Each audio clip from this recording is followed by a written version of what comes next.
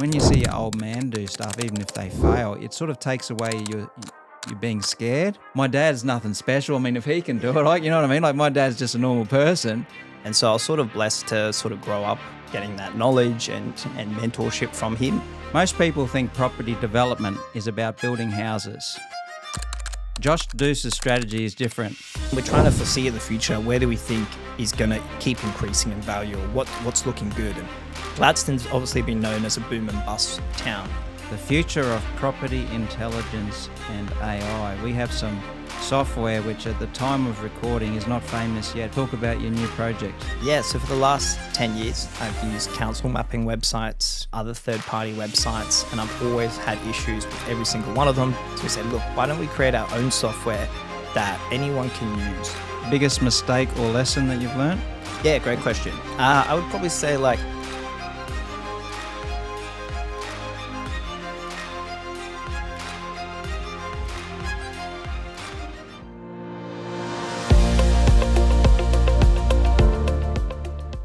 Hi, I'm Andrew Wright, Principal of Professional Southport, and this is the Andrew Wright Property Podcast. I've built a multi-million-dollar property portfolio, delivering a seven-figure annual rental income, and led my real estate team through thousands of sale and lease transactions. In each episode, I share real deals and strategies that will help you find, fund, and operate profitable property deals. The aim of this show is to provide education and build a community of like-minded investors who can collaborate, share insights, and help each other in each other's journeys. You can make excuses or you can make money, but you can't do both. So come and join us. Hello and welcome back to the Andrew Wright Property Podcast. Today we're talking about how developers make millions before construction even starts. Most people think property development is about building houses. Josh Duce's strategy is different. He creates value through planning, rezoning, approvals, and structuring deals with minimal upfront capital before construction even begins. This episode is about finding off-market sites, controlling large development land with low capital, increasing land value through DA uplifts, and understanding how sophisticated developers think about planning risks and exits. Josh focuses on 10 to 15 hectare sites, which for mum and dad listeners, that's big. He's age 30, which is the most impressive thing about this discussion, because at that age, you haven't had time to accumulate $100 million of cash to buy these sites, but he's thinking big, getting big deals done because of his education. Today's guest is probably one of the most interesting developers on the Gold Coast because he's done something around what most investors don't understand, creating massive value in land before you even start construction. Josh specialises in these off-market development sites, locking them up on long settlements or option agreements, securing development approvals, and then exiting projects to large developers, often for millions of dollars in uplift. Josh, thanks for joining the podcast. Thanks for having me on, Andrew. Mate, can you just get us started on how you got into property? And you told me before about one of your mentors being your father. I'd love for you to explain to the audience how you got into property. Yeah, definitely. So Dad's been in acquisitions in southeast Queensland and north New South Wales for about the last 30 years for a couple big developers on the coast.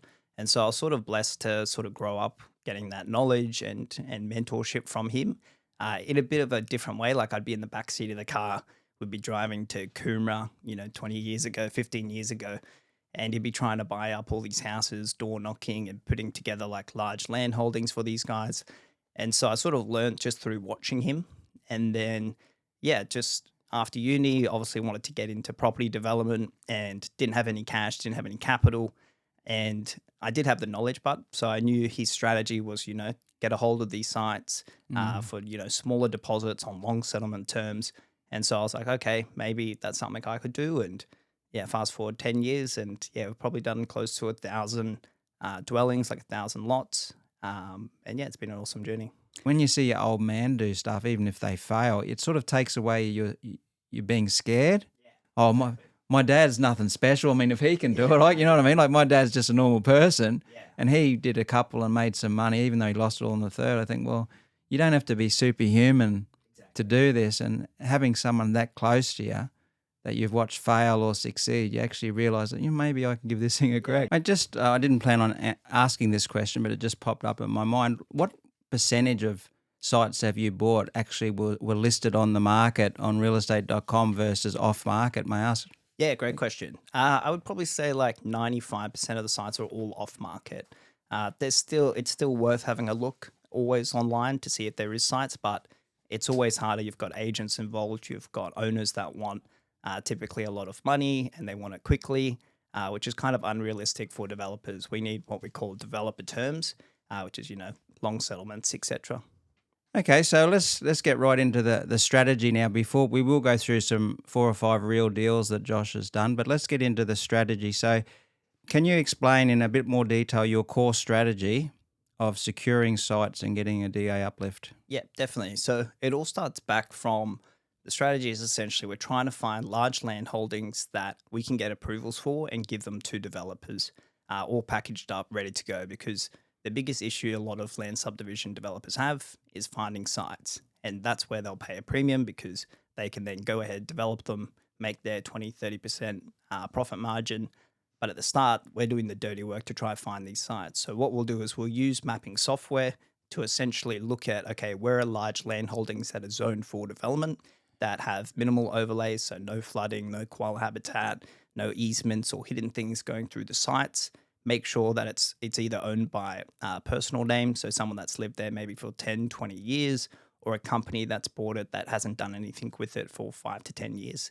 Then we'll go approach the owner. So this could be through sending letters, calling them up, door knocking them, which is definitely the best strategy, and essentially just creating a relationship with the owner. So we're trying to say, look, we'd love to buy your property if you want to consider selling. If not, no pressure. Let's keep in touch. Maybe it's 6 months down the time, maybe it's 6 years down the road where they actually think about selling. And that's sort of our edge is that, we're door knocking these people, we're creating a relationship. So when they actually think about selling, they think about us. We're not pushing them, we're not pressuring them. It's just if you want to sell, we're keen to buy. We don't have to use an agent, so there's no commission. We can typically pay you a bit more because, we're getting that time to get the approval as well. Then, we go through the whole due diligence period and the development approval period as well. But that's essentially how we find the sites, get them under control. Yeah, no, it's really interesting. Like I'm an agent as well, so I understand the process that sellers go through when they appoint an agent. But is it fair to say, Josh, that one of the benefits of you buying these things off market is even though you can pay them sometimes more than current market value because you're going to get a DA uplift, but if the one's listed on realestate.com, those sellers have probably had 3 or 4 agents in, all trying to win the listing and telling them, oh, we'll get you X amount of dollars for this site. This site's so fantastic. We're going to get so much density here. A developer will love this. And unfortunately, that plants a seed of owners of unrealistic expectations of their land. So do you think it's true that going off market, you partially avoid that problem?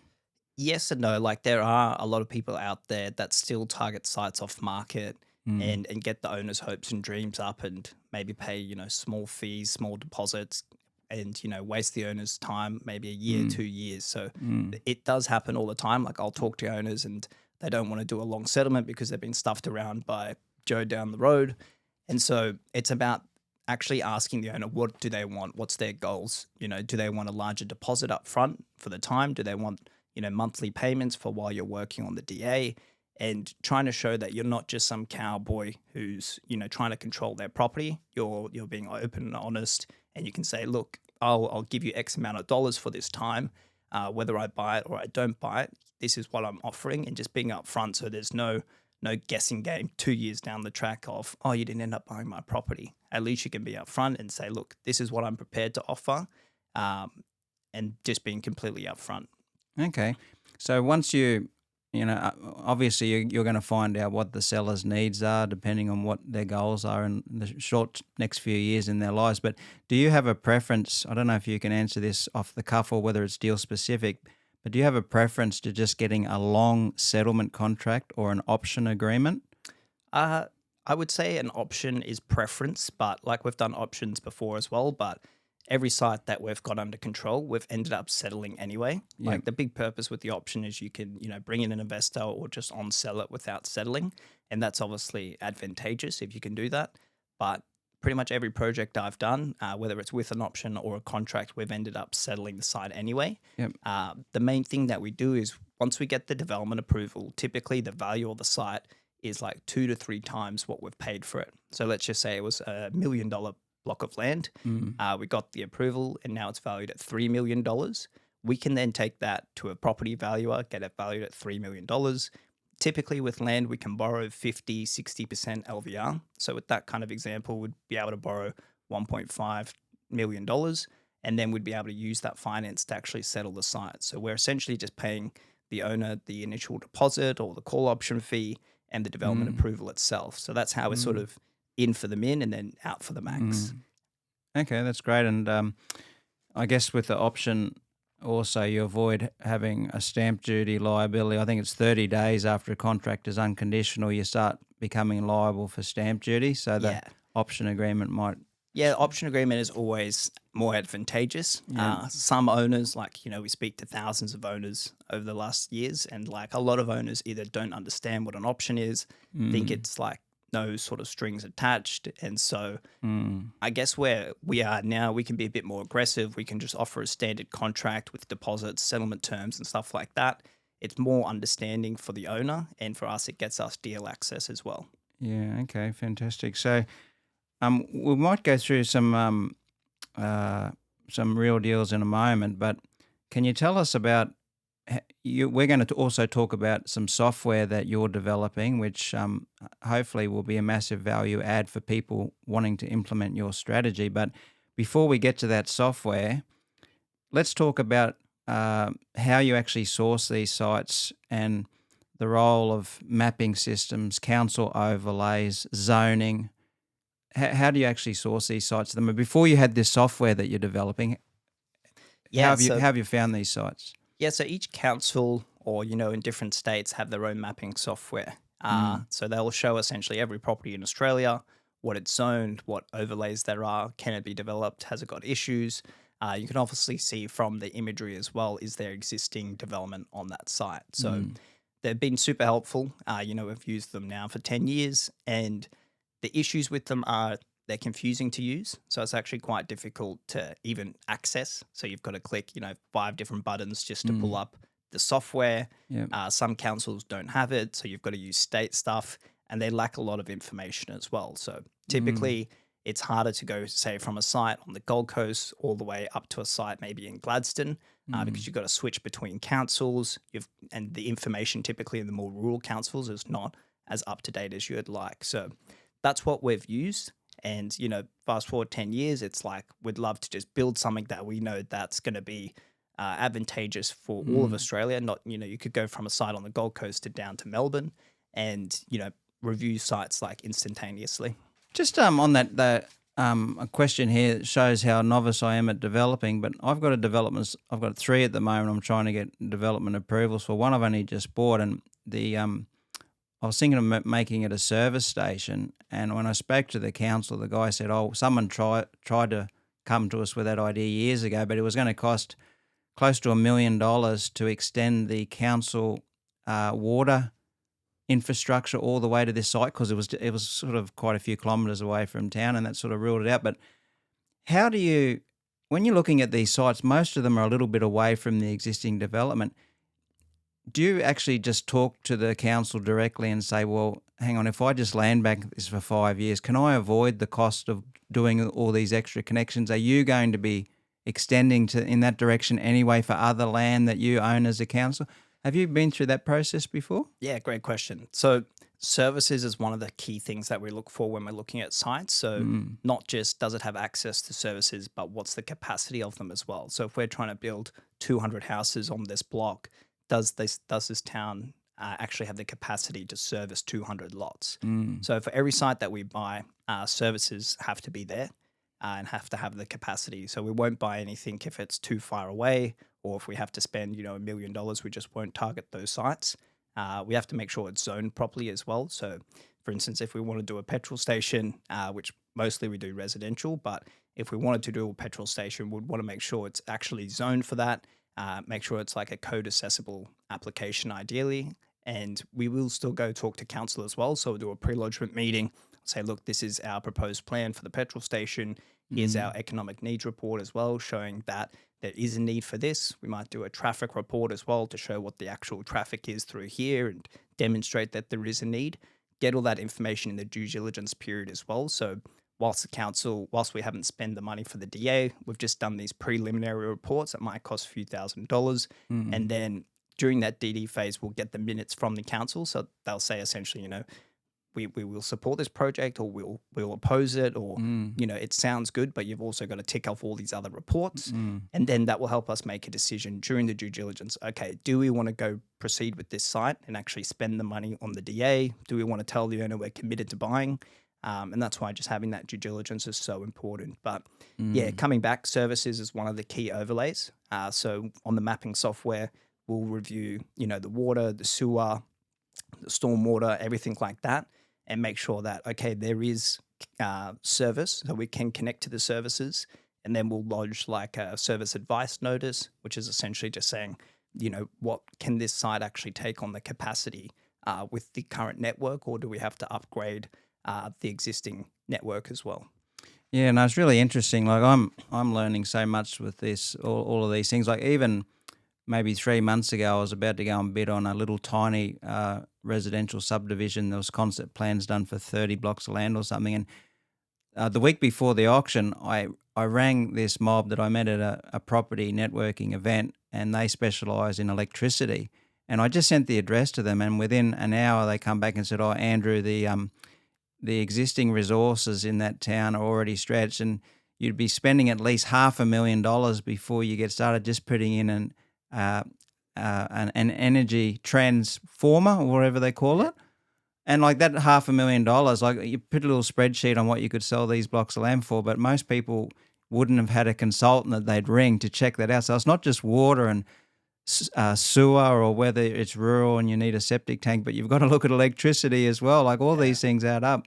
Yeah, they do.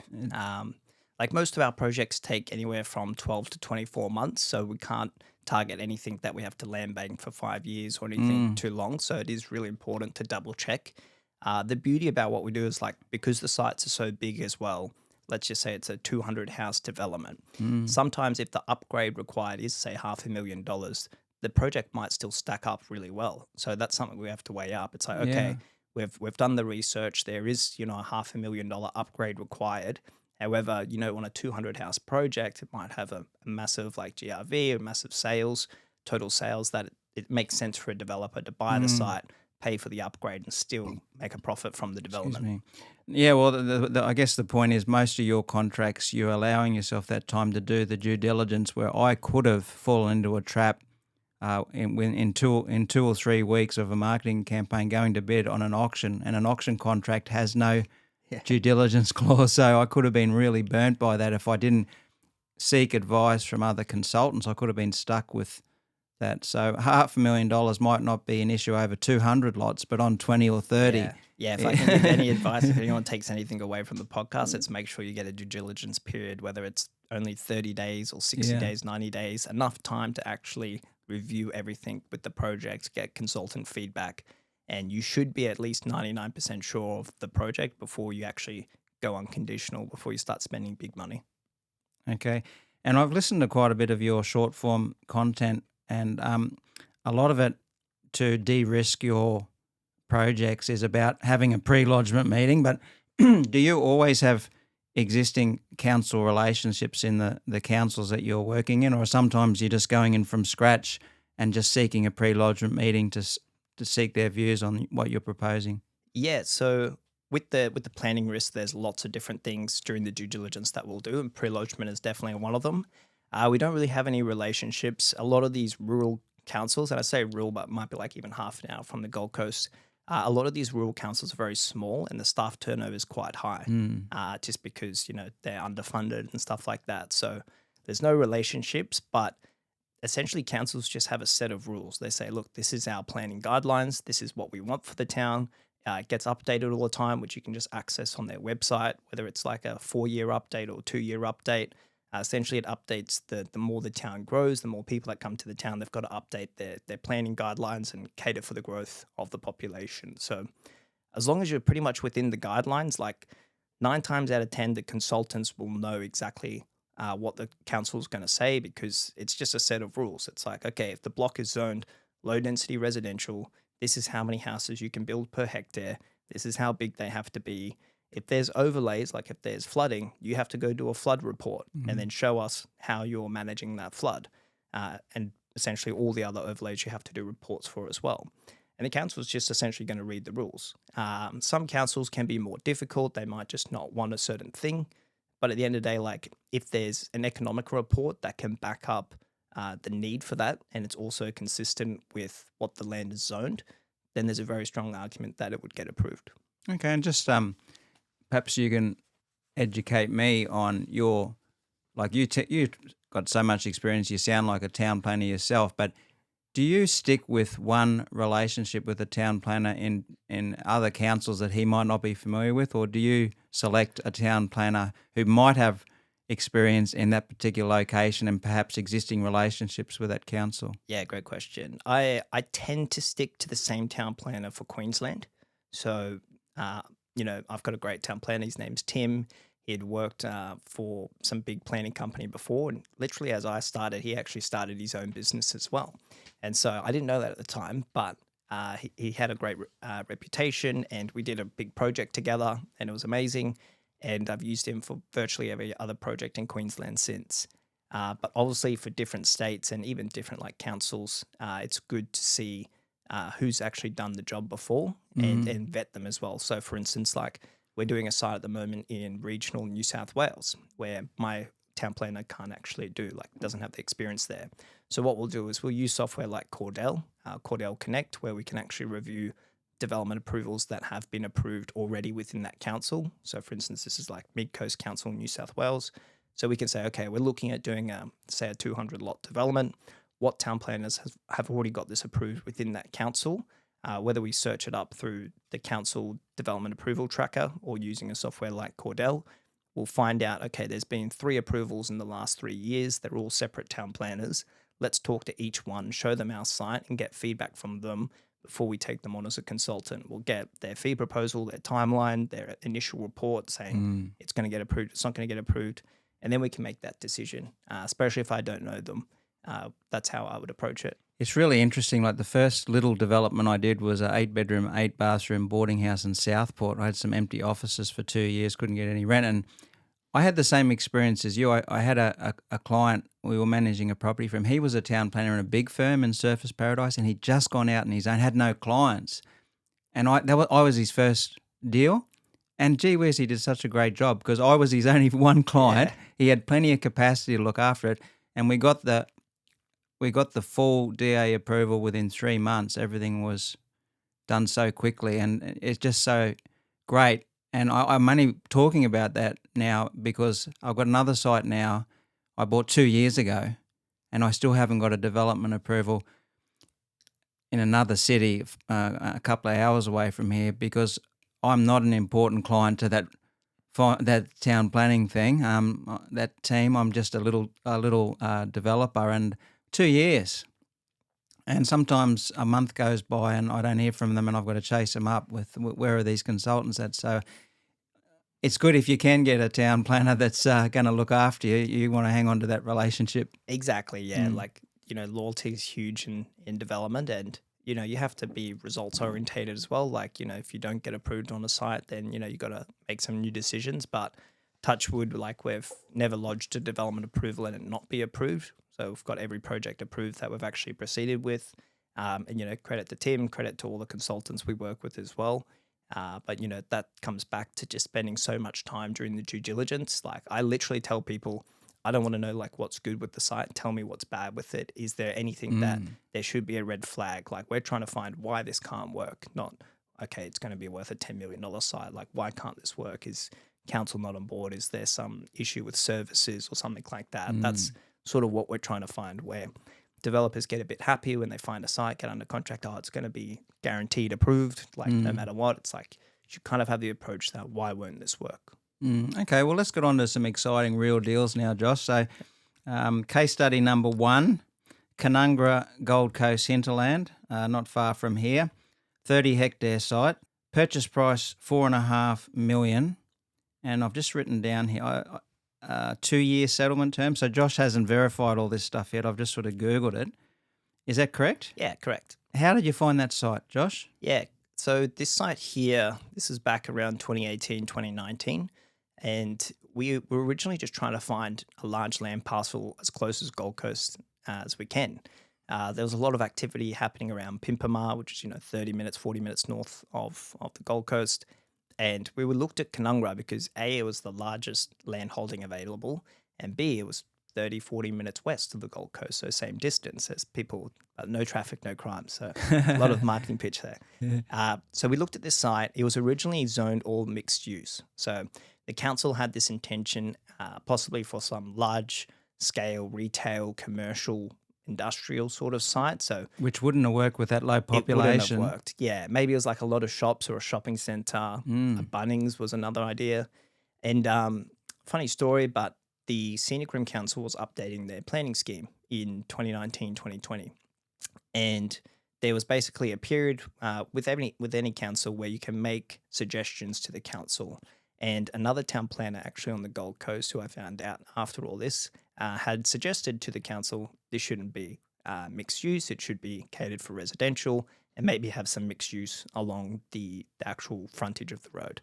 And we saw in the draft plan for Scenic Rim, so this is around 2019, that they had taken on that decision and decided to actually update the zoning of this site. And this site was for sale for 3 years as a mixed-use development site. And so it was actually... the demographics wouldn't support. Exactly. Yeah. It was for $5.5 million as a massive mixed-use site. Back then, Canungra's median house price was around $400, $450. And yeah, it just didn't stack up as a development. So council decided to update it in their draft planning scheme. And it wasn't 100% confirmed yet. So it was in their proposed plan, which hadn't been endorsed yet. So when we got access to the Scenic Rim updated planning scheme, we were like, hey, this could actually be a really good site if it was rezoned to residential. And all of this information is public. You can go to any council in Queensland and you can access their updated planning schemes. When they release it, it's just posted on their websites. And so we got it under contract at 4.5 mil. I think we had like initially a 6-month due diligence clause, which is quite long. But we timed it to essentially be like, will this get approved as a low density or will it not? So we had it under due diligence. And we actually tried to flip it straight away. So we actually engaged an agency and we said, let's just try to sell this for a little bit more than 4.5 mil with the possibility of it getting rezoned. The campaign, however, ended before the rezoning was approved. So people were like, it's not going to get approved. It's not 100% guaranteed. We had offers on like delayed settlements and stuff. But again, back then we didn't have 4.5 mil to just cough up and pay for the site. So we were just trying to essentially flip it. Yeah. Long story short, we couldn't sell it. I think the best offer we got was 5.5 on a 1-year settlement, which we couldn't do because we had 6 months due diligence.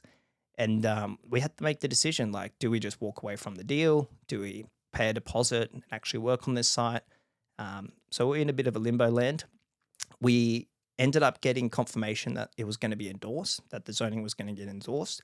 So he said, look, let's make the decision. So he offered the owner a large deposit for essentially another 1.5-year settlement, so another 18 months, which we knew, okay, we can probably get this approved for a large-scale subdivision or over 50 site and make a profit on the site. So that's what we ended up doing.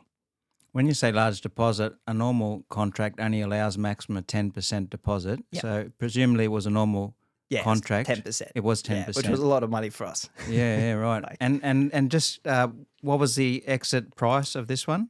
So this site, again, 30 hectares. So there was about 20 hectares of low, medium density land. And then there was a portion, maybe about 1 or 2 hectares of mixed use land along the street. And then there was another big section of essentially trees that were zoned rural on this site. So without like getting too into it, what we did was we focused primarily on the residential side because that's where we saw the most value. So we got that residential side approved for 188 homes for over 50s living during that 18 months. That site then was revalued at $11 million. So we went to a valuer, got valued at $11 million. And as I mentioned earlier, it's like you can borrow 50 to 60% of that val to settle the site. So we borrowed 100% to not 100% of the val, but 100% of the settlement cost to actually settle the site. But because we still had the mixed use on there and we still had the rural land and stuff like that, we couldn't just sell it straight away. So we actually had to do a subdivision. So we did like a 4-lot subdivision. We created 3 commercial lots and we created the master residential lot. So it took about 6 months to actually... Civil works, so how much do you... Yeah, it worked out to be 100 to 150K for those 4 lots. Oh, not so too it was bad. like $500,000. But because we had that updated val, we had access to capital now. We knew during all this time as well, we were talking to operators to buy this site as well. So it was all really simultaneous from settling the site, subdividing it off, and then we sold that portion to an operator for $11 million. So essentially left with all the other blocks unencumbered. We had made a profit. And we were like, okay, what do we do now? This is essentially all we sort of planned for. So what we did is there was 2 residential blocks that actually already had their own title. So the one with all the trees, because it was koala habitat zone, we didn't want to try do anything on that site. So we just sold it as a residential house site. And we also kept about, out of the 20 hectares that was zoned residential, there was about 10 hectares on top of that was also trees. And again, we could have pushed in, we could have fight state to try and get more houses planned, but we ended up just not developing in that area. So the 188 homes was within the 10 hectares of zoned cleared land, which was a cool thing about the project. Over like 60% of it was just left for koala habitat, and it's actually a beautiful site. And so, we had 3 other commercial sites, so we ended up getting 5 development approvals for the remaining 5 lots. So we got a house approved on the site that we sold. We got a childcare approved for a site. We got a small retail site. This is for the commercial sites, and a warehouse development, so 29 man cave storage units. And the other site was a 4-lot subdivision. So the valuations for the other 5 parcels of land was essentially another $10 million on top after we had done the development approvals. And we've sold 3 of those sites, and we still own 2 of the commercial sites today. Okay. So it ended up being about $20 million in total value, just raw land. But, we had to pay for development approval costs, interest on the loans and stuff like that as well. So if you bought the site for 4.5, what development costs, $1.5 million or? Probably close to that. Yeah, for all the approvals. So and stuff $6 like million to $20 million. And what I am most impressed about you, Josh, you're 30 now. 2018, you would have been like 22 or 23, wouldn't you? Yeah, started young. Yeah. So you couldn't do that by yourself, but because of your education and growing up with your dad as a developer, you've done this deal presumably with some other investors. How did you structure it? Like, who's your partners in that? Yeah, there's a long story to this and a short story. I don't know how much time we have, but essentially how I got into real estate from the start, I thought, okay, we need to make some money to actually, pay for that 10% deposit, even how it would come up with $500,000. So back when I started in 2016, 2017, I actually started in sales, and I went overseas to meet a mate of mine from uni who lived in Taiwan. Back then, I hadn't even heard of Taiwan, but he's like, come over, let's have a party. And I said, sure. So we spent the whole week just partying. He's like, what are you going to do now? Like, you've got nothing planned. And I was like, oh, look, my dad works in real estate. For these developers, I might sell some of their houses, like new house and land packages or new apartments. And he's like, oh, why don't you sell them in Taiwan? Like, there's a lot of people immigrating from Taiwan to Australia. I said, it's a great idea. But I don't speak Chinese, and I've never sold a house before. So I came back to the Gold Coast, started networking with people, big developers, and they referred me on to this guy called John Lee. And John originally comes from Taiwan. He lived in America, so he was born in Taiwan, raised in LA, over in America for 30 years, came to the Gold Coast, had a family, and had a really cool story. He was also selling luxury houses for Wright at the time in Sanctuary Cove. So he had pretty much all the boxes that I was looking for in someone to help me with this journey. And so we ended up, I said, look, I'll pay for the seminar. Like, we'll go over to Taiwan. We're working with an immigration consultant that was doing the seminars. you do all the sales, I'll do all the preparation on the real estate side. So we went over, flew economy, stayed in Airbnb, roughed it out. John got sick. And we ended up selling. The seminar was amazing. Went on the news. John was professional but we ended up selling no houses. And so we came back. There was a bit of a stall period. Developer had seen what we did over there and said, we'll give you $20,000 to go back. And then that trip went really well and we ended up making sales. We ended up doing that all year. And then that's how we sort of partnered up to actually do the Canungra project. So that Canungra project I did 50-50 with John at the time. Wow. So the exit strategy to sell those ones was teaming up with immigration agents who I'd imagine to get the right for those people to have a visa in Australia, they needed to invest $600,000 or whatever in a business or a property, and it had to be a new property. Is that how it worked, or what sort of? We didn't target any of the immigration funds, so essentially, we were just selling properties at that time. So we would be like, okay, the immigration company is also working with a big fund that handles essentially all the immigration funds. Yeah. Our pitch in those seminars was, once you come to Australia, you need a house to buy, and here's all the new listings that were FIRB approved that you could buy a house. So we were just getting paid commissions for the sales. We weren't accessing investors' money. Okay. But John comes from a wealthy family. We had made some good money doing the sales as well. And so we were able to sort of, like, my job was essentially finding that site. Yeah. And John was helping out with funding and stuff like that as well. So, we ended up being really good. I still work with John today. We're doing some stuff over in New Zealand. A lot of these projects I just do myself now because, like, the hardest thing is just finding the site. But, it's my best mate, and we still do business together today. Wow. Like, honestly, that's so impressive that it's cool journey. Like, all of us get to a stage in real estate, whether you're 23 or old like me at 55, where you just don't have enough money to do certain deals. So if you can add some value in a joint venture somewhere, like, look at that massive amount of value that collectively you've created that you just wouldn't have been able to do by yourself. But the most impressive thing is you found a way to do it, because so many people, like, when they sit on their deathbed saying, oh, yeah, I knew that area there was going to be a great development, but I couldn't afford to buy it.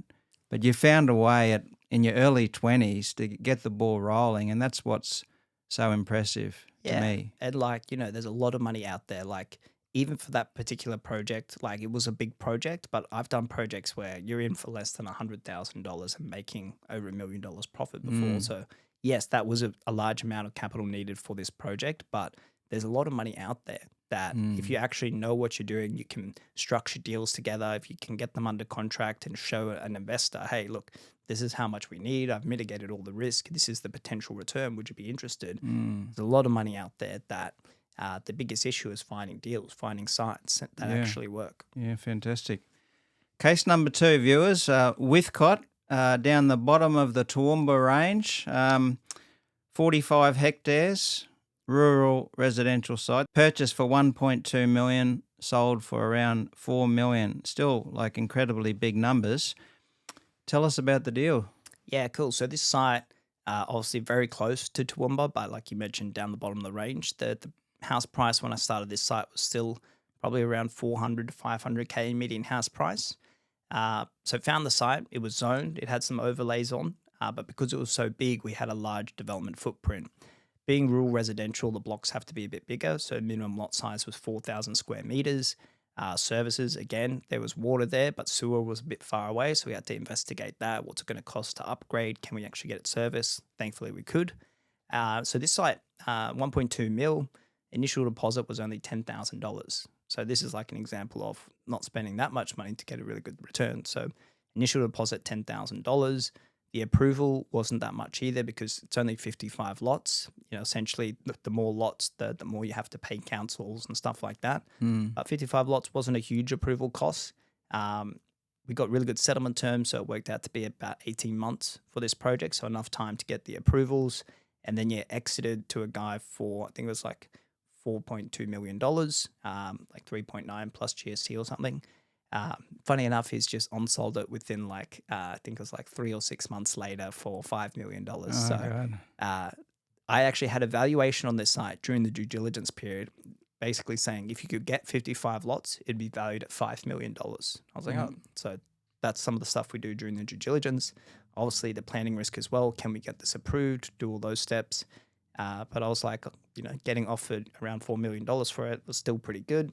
I got convinced that it was a good sale. Anyway, by the time I signed the contract, the market's now like $900,000 out there for the median house price. Blocks are selling a lot more than I originally thought. But it's good. Like the whole Toowoomba area has just gone bonkers, and it's a great area to live and a great area to find sites. Just come back a sec. I'm trying to understand. Did you say it was already zoned rural resi? Yes. And is that what gave you the confidence to actually go into just a normal contract with a long settlement, even though you had the DD clause, as opposed to an option contract or something like? Exactly. Yeah, we wouldn't ever target anything that's zoned, say, rural, or in different councils and different states they call it differently. But essentially, any land that can't be developed, we wouldn't target that unless the council's rezoned it, or if it's got, even rural residential is a zoning that we typically don't do. But because it was so big, we could still get a pretty decent sized project there that we made the decision to proceed. Okay. And you mentioned there that you had to look at the infrastructure. The sewer wasn't there. Did you end up extending the sewer, and what did that cost? Or did you end up having septic tanks? Like some councils will allow septic. Yeah, sorry. So for this site here, the water was there, but we had to upgrade the water. This site, it was okay because being bigger size blocks, they were all on septic. So the 55 lots were all on septic. Okay. We knew the water was close to the site, but being so big, we actually had to pull the water through all the updated. Okay. Withcott's not the biggest town as well, so we had to make sure is the actual capacity to service these 55 lots. Yeah, right. So there were small upgrade costs, but that was fine given the project. It was more like, what's it going to cost, and can we actually service the size? And if we can, it's like, okay, cool, we'll proceed. Mate, I actually reckon that area, sorry to torture you here, will continue going up quite strongly because I believe that there's infrastructure approved to upgrade the rail system from Melbourne all the way through Toowoomba and to Brisbane. And I reckon, and there's already that Toowoomba bypass road that goes past there. So I reckon that area there, I own a few properties 5 minutes away in Helidon, which is near Withcott, and I think that area will continue to go up. So maybe in 20 years' time we can do a podcast and you can say, oh, I sold that site in Withcott and it's worth $100 million now. Anyway. Yeah, the freight line, the new hospital, there's a lot happening there. There's an airport on the other side of Toowoomba, Yeah, so, and you could still buy a house for $700,000 in that sort of catchment. So it's attractive for first home buyers, I would say, and affordable homes. Okay, so case study number 3, viewers, in the Toowoomba area, Clifton. Is that south of Toowoomba? South, sorry, yeah. South, 30 minutes, 30 minutes south, 40 minutes south. Yeah, okay. Site here bought for approximately $900,000, 40-lot development approval, sold for $2.5 million. Tell us about the deal, man. Yeah, this one was an interesting one. So this one was actually listed online. It already had a development approval, but being so regional, it wasn't attractive to a lot of people. So people were looking at it saying it just doesn't stack. If I look at the numbers today, it just doesn't stack. Is this like 20 minutes south or what is it? It'd be about 35, 40 minutes, depending how quick you go. Okay. 10 minutes for me then. Yeah, exactly. I've lost my license. Yeah. Luckily, my company car is in my company's name, so when I run out of points, I can always pay the 5 times higher fee and keep my license. Yeah. Sorry, we digress. Yeah, no, all good. So yeah, this site was actually listed online, and even though it sounds relatively cheap, like $900K for 40 lots, the demand wasn't there. The prices for lots were sub $200K per actual individual lot. So it just didn't stack when you run all the numbers. Plus, it's harder to get trades and stuff like that. But sort of what we looked at Toowoomba was kind of like the Gold Coast, and Clifton was kind of like Canungra. It's like, it's that sort of regional off that big town. Toowoomba's 180,000 people or something like that. And it's like, we know that this town is going to keep going up because Toowoomba's going to go up as well. So we made the offer to buy that site again, due diligence period to investigate, even things like the soil in Clifton is a bit different. So to investigate everything, review the approval, can we amend the approval, can we add value, and then a long settlement period as well. So again, something like 18 months was this project, I think. And we managed to, just hold on to it. And then the actual median house price has just increased by 20-30% each year. And it's become a really big hotspot because whilst we look at Toowoomba and sort of everything in between Clifton, there's still not much land to be developed. Yes, there's a lot of land, but it's not zoned properly or it doesn't have the right infrastructure to develop. So Clifton, it was zoned, it was approved already. It was a relatively low purchase price. So for me, I was like, it would be a site that I'd possibly just hold on for a long time. But just given what's happened, in the last 5 years with all the property growth across southeast Queensland, it's gone up so much. Even by the time I had to settle it, it already 2 times the value of Wow. the purchase price. So again, I didn't have to put in capital to settle it. I just paid, $10,000 deposit, unconditional after the So DD. just for the viewers, what have you just gone and spent $2,000 on a valuer, and given that to the bank, and they said, we'll lend you 50%. Is that how? Yeah, pretty much. So initial deposit, we definitely spent like some fees on town planners and stuff like that. Review the application, like why they're selling it with a DA, and make sure it actually stacks up. And then with get the valuation, and then essentially just paying the interest for 6-12 months, and then basically the market has just increased over the next year, and Brisbane developer looking to buy sites is like, great. It's DA approved. The blocks are now selling for almost 300,000. So it actually stacks up to be a really good project. Wow. So So the market's been on your side. Maybe it'd be interesting the next 3 or 4 years how the market goes. But during that period of time, like you said, the last 5 years, it's just the market's been on your side the whole time. Yeah. But just curious, like I'm thinking, I wonder whether that train from Melbourne to Toowoomba actually goes through Clifton. It can't be too far away from there. I think it goes not through Clifton, but close by. Close by, yeah. Yeah. Okay, 2 more case studies now. Number 4, Gladstone over 50s community, an existing 180 lot approved site, and you've repositioned it into a 450 home over 50s community. Tell us about the deal, mate. And also, I was actually preparing for this morning. I was going to ask you one straight out question. When you get a big chunk of land, when you've done your due diligence, is the end value of a land lease community selling to an over 50s operator a higher price for you and when you're selling as opposed to a normal land subdivision? I didn't want to forget to ask you that question because I actually don't know and I'm curious. It really comes down to the location and stuff like that. But the beauty with over 50s is they're smaller than typical blocks. So if we're doing a normal land subdivision and the blocks are 600 to 800 square meter blocks, that's essentially 2 over 50s homes. So we might get 100 blocks, but as an over 50s, we've got 200 over 50s homes. So that's how we can sort of get a higher price. But again, like if you're doing a subdivision where the blocks are 350 square meter blocks, like smaller blocks, then it might be more advantageous to just do a subdivision as well. So it really depends on the location. Okay, so this Gladstone deal, tell us about how you found it. And yeah, so again, we're trying to foresee in the future, where do we think is going to keep increasing in value, or what's looking good? And Gladstone's obviously been known as a boom and bust town with the mining and everything like that, leaving, coming. But I've seen in the last 5 years, it's sort of developed its own stable economy. It's now not solely reliant on these big companies, that people just enjoy living there. There's good work opportunities there. And the property market's reflecting that. You can look at the last 5 years and see it's just steady growth. It's not exponentially up or exponentially down. It's just steady growth. And that's sort of what we like to see.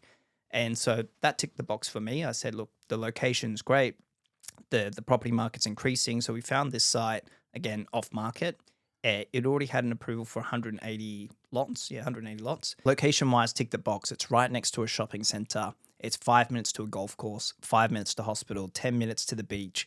And we said, look, there's actually a big population of over 50s in Gladstone. I think there's just within the central area, so just the main section of Gladstone, there's around 40,000 people, and about 12,000 people of that are over 50s.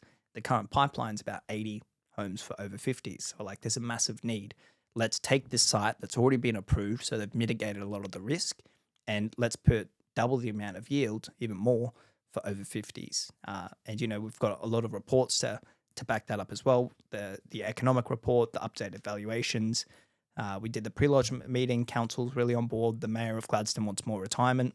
And so this was a project that we said this would be a really good one to do as an over 50s. Okay, just question, like the previous developer got 180 lot approved, but you've got 450. Why didn't the previous developer go for the higher density? Do they need to become impact accessible versus code, or what? Why wouldn't they have got that uplift themselves? Great question. So this developer got the approval back in 2008 for this site. It was done in a way like most DAs only last maybe 3-5 years. This back then was, I don't know, some DA for perpetuity, like it was a never-ending DA, which is pretty cool. We didn't really find that out. Like we thought it might have lapsed, but we found that out during the pre-lodgement meetings. Maybe he staged it and did a little tiny thing. Exactly, yeah, he staged it. Yeah. But it's owned by a multi-billion-dollar Sydney company. So our thought is that they've got bigger projects, better projects to do in Sydney. Obviously in Gladstone as well, sales rate's going to be slower than hotspots like Sydney, and they've never done over 50s before as well. So I would assume. And I guess 18 years ago, maybe 180 was such a big site in those days in Gladstone. Yeah. They didn't think of 450. Yeah. But yeah, right. Okay, fantastic. Case study number 5. So Gatton. I own a property in Gatton, and I went to the Gatton Agricultural College. It's part of the University of Queensland. Studied a Bachelor of Business in Tourism. Thanks for nothing, University of Queensland. I've never used my tourism degree. Okay, so you assisted another developer on this site, 267 over 50s homes. I've written down here approximately 2.8 million purchase price and a $13 million exit, which is a $10 million profit margin. This is just so impressive, Josh. So tell us about this deal and who you helped, and were you paid a fixed fee, or did you get a small percentage of the deal? I'm really curious. Yeah, cool. I'm keen to talk about all this stuff, so yeah, keen. So essentially, this project was done by Elijah Turkovic. So Elijah's background is in townhouse sites and like those boutique, really high quality developments. We met just through mutual friends. He's a social media guru too, isn't he? Yeah, I see him everywhere. Yeah, follow him. But yeah, he, builds really nice luxury stuff. We just connected through friends and said, told him about Canungra, a couple other projects. And he said, look, I'd love to get into that. And I said, look, yeah, happy to consult, happy to show you what I do. So we started working together and just the exact same process, using mapping software, reviewing target areas. And we've got like our hit list of things that we look for. Median house price has to be over 700,000. The land has to be flat, needs to be 10 to 20 hectares, needs to have services, all those things.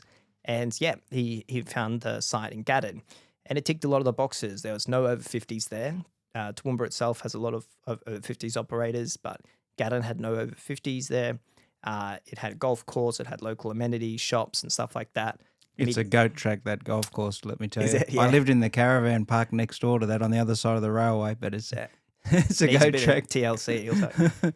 So yeah, he found the site, 17 hectares, door knocked the owner, met him 3-4 times before even a deal was discussed or signed off, a couple whiskeys. Again, just building that relationship. What are you looking for? Are you retiring? Do you need a downsize? Do you want to move to the Gold Coast and buy a waterfront house? And, obviously negotiations happened on price and terms, but was able to secure an option agreement on this site for, I think it was originally 12 months and then extended a couple times. So it worked out to be about 18 months, but yeah, it ended up being an amazing project. Worked closely with Elijah on this one. In regards to payment, got paid a fixed amount for this project. Okay. And yeah, he just absolutely did a really good job. So worked very closely, used some really good consultants, did a great PR marketing campaign. He was on the news. And these projects people see like it was impact accessible, which means that you actually have to go through public consultation. Yep. Council have to vote on it. And, I've done projects before. I've had 60 people reject it. They just didn't want it. Elijah ended up getting 0 objections to this development from any locals, anyone. Because Gatton people are nice, friendly farmers. Like you go exactly. to a cafe there and they're so low key.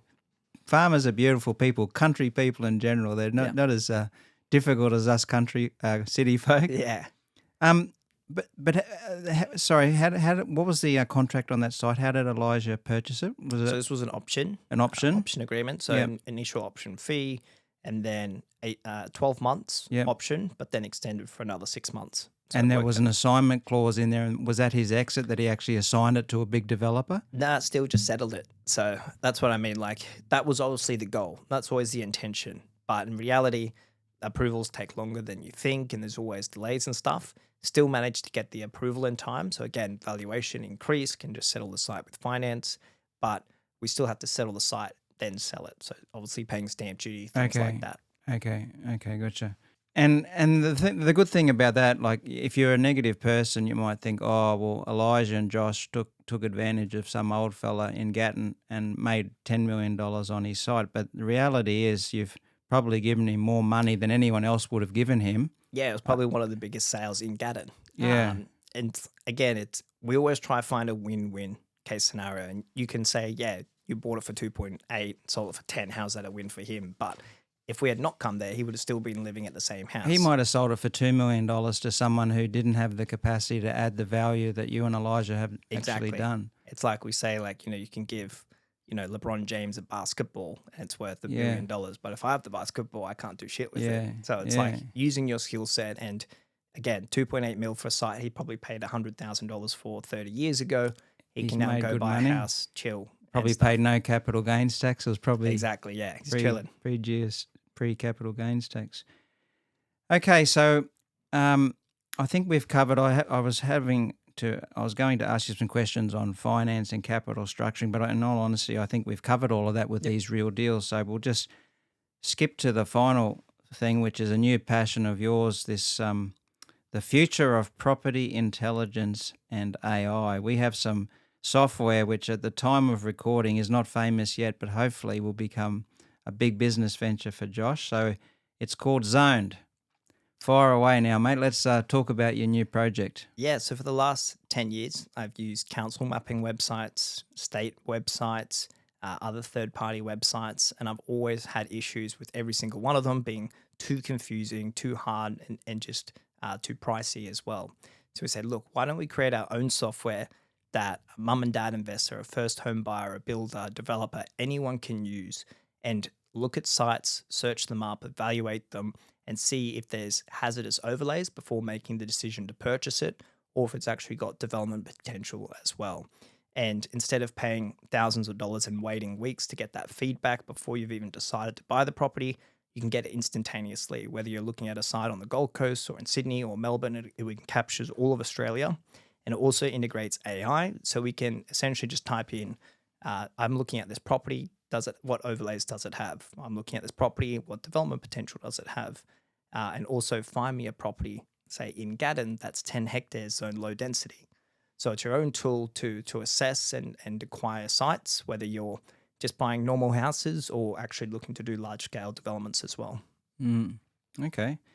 And you obviously haven't just built this for yourself. You're actually wanting to commercially market this product. So presumably you haven't got a pricing structure, but you're going to provide it to people for a monthly fee or something. Is that your likely business plan? So the launch date is July 27th for the product. So it's still a couple months away. And at the moment, I've given it to about 50 developers. And I've said, just use it and give me all your feedback. So I've got like a 30-page questionnaire where they can say what things were good, what things need improving, how much would you pay for it, and like what actual value would you get from it. Wow, so not just smart. developers, but investors. And my mum's got it. So if she can use it, anyone can use it. What a great idea. So instead of paying some consultant $1,000 an hour to tell you what software you should build, you give it to your customers for a free trial and say, help me improve this product.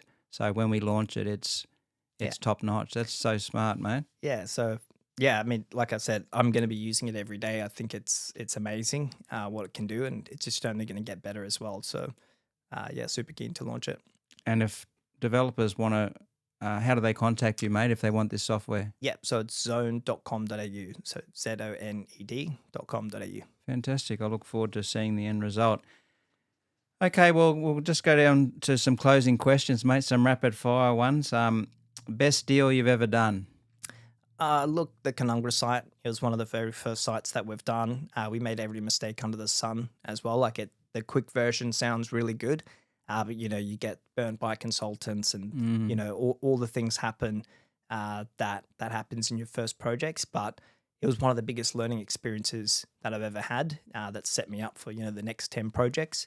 And so just getting in there and actually doing that project, rather than say watching from the sidelines, was the best project from, yes, profit was great, but the learning experience was tenfold. The thing I love about that deal is most developers make a margin from rural to resi. You've made it there from commercial to resi, which is quite less common, actually. I find that fascinating, mate, because of the demographics of Canungra, I guess. Yeah, and I think that the skill to that is letting the council do that work.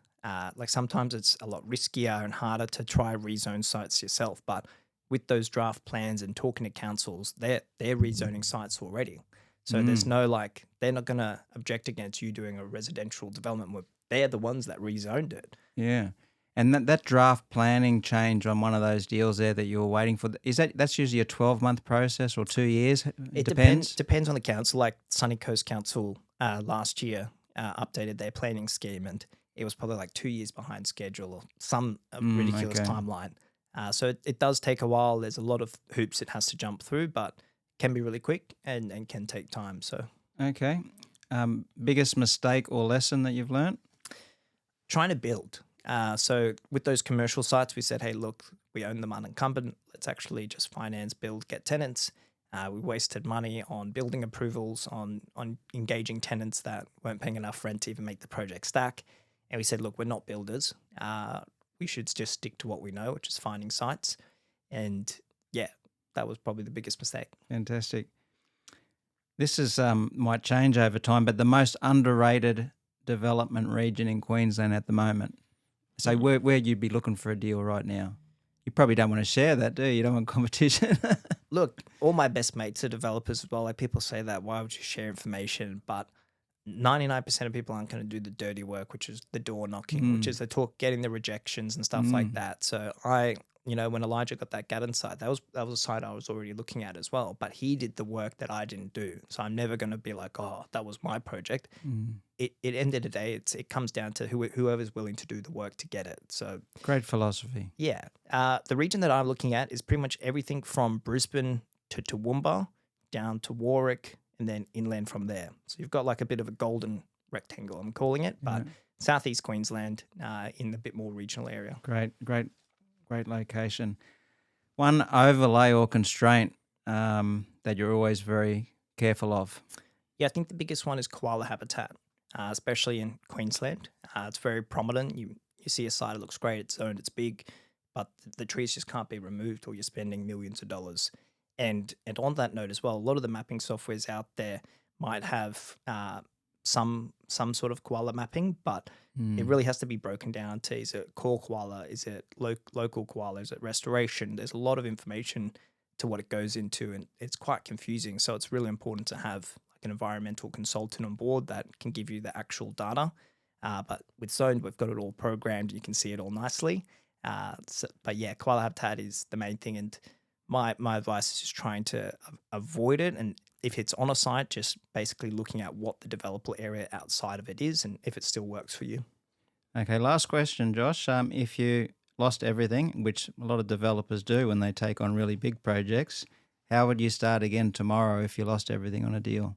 Yep. So I would essentially be doing exactly what I'm doing today, which is just reviewing mapping software, seeing where opportunities are, talking to owners directly, and trying to get that site under control.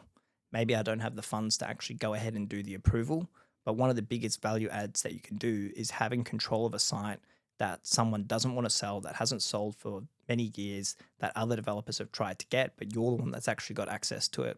So say if there was a site that was 10 hectares for 100 lots and you were able to get it under an option agreement and essentially do no DAs on it or anything, you've already added value by getting access to it. So then you could go on sell that site to a big developer and say, I've got access to this golden opportunity that hasn't been sold. Here's what I think you can do on the site, whether it's 100 lots or whatever, and on sell it for the difference in what you've got under contract for.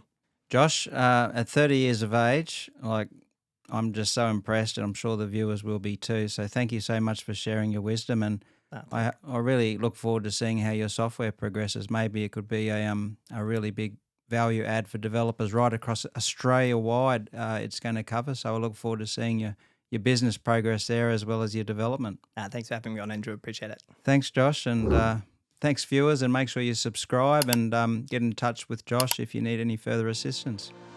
Thanks, mate. Cheers. Thanks for listening to the Andrew Wright Property Podcast. This is all about building a community of like-minded investors who can share real-life stories, experiences, and collaborate with a view to helping each other. Join us. Get in touch through the link in the show notes.